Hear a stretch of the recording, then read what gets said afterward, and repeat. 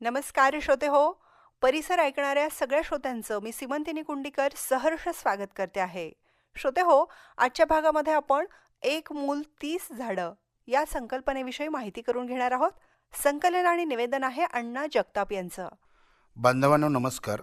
आज आपण एक मूल 30 झाडे या संकल्पनेविषयी जाणून घेणार आहोत. दिवसेंदिवस पर्यावरणातील असंतुलन बिघडत चालले आहे. आता त्याचे परिणाम आपल्याला भोगावे लागत आहेत.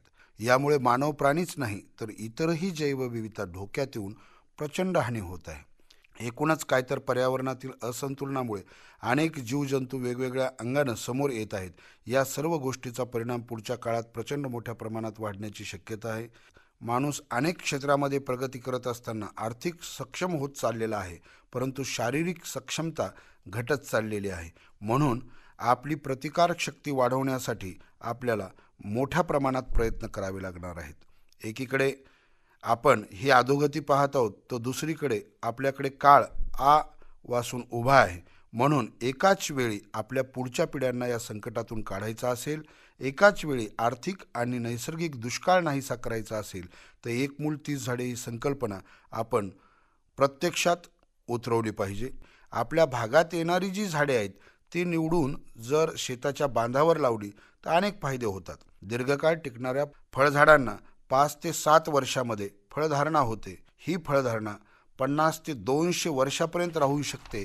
म्हणून एकदा फळझाडाची लागवड केली तर एक पिढ्या नाही तर 5 पिढ्याच त्यातून उत्पादन मिळते. एकदाच उत्पादन खर्च येतो, गावरान खायला मिळते, रासायनिक खते टाकण्याची गरज नाही, फवारणी करण्याची गरज नाही, विषमुक्त फळे मिळतात, हमीचे उत्पादन मिळते, गावरान पद्धतीने पिकवल्यामुळे योग्य किंमत मिळते, मधमाशाचे प्रमाण वाढते, दर मोसमात उत्पादन मिळते, वाळलेल्या पानापासून खत मिळते. हे झाले आर्थिक फायदे.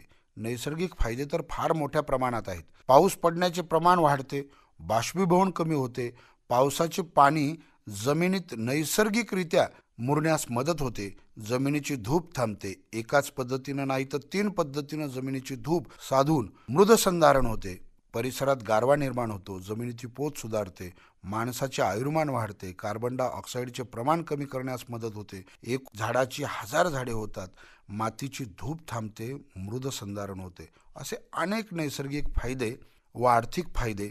एक मूल 30 झाड म्हणजे एका मुलाच्या नावे एका एकरात जर 30 दीर्घकाळ टिकणारी फळझाडे लावली तर त्यामुळे होते आपली मुले उच्च पदस्थ होतील, नोकरीला बाहेर जातील, पण ज्या पद्धतीने तीही वाढत राहतील त्याच पद्धतीने शेतात झाडे सुद्धा कायम वाढत राहतील, कायम उत्पादन देतील. कोणत्याही बालकाला सध्या शेतामध्ये आपल्या मुलाने जे काही चाललं आहे ते दुरुस्त व्हावं असं कोणत्याही पालकाला वाटतं. कोणालाही शेती करावीशी वाटत नाही. दीर्घकाळ टिकणारी फळझाडे हेच आपल्या पुढच्या पिढ्यांना रोखू शकतात. असं म्हणतात, एक श्लोक आहे, दशकोप समावापी दसवापी समोहृदय, दस हृदय समोपुत्र दशपुत्रो समोद्रमो. अर्थात 10 आडा समान एक विहीर असते तर 10 विहिरी समान एक तलाव असतो, 10 तलावासमान एक पुत्र असतो तर 10 पुत्रासमान एक झाड असते. या श्लोकानुसार जर आपण एक झाड लावलं तर हजारो पिढ्यांचं आपल्या संरक्षण ते झाड करते. म्हणून चला, एका मुलाच्या नावे एका एकरात 30 झाडे लावून आपला परिसर आपण सुंदर करूया. धन्यवाद.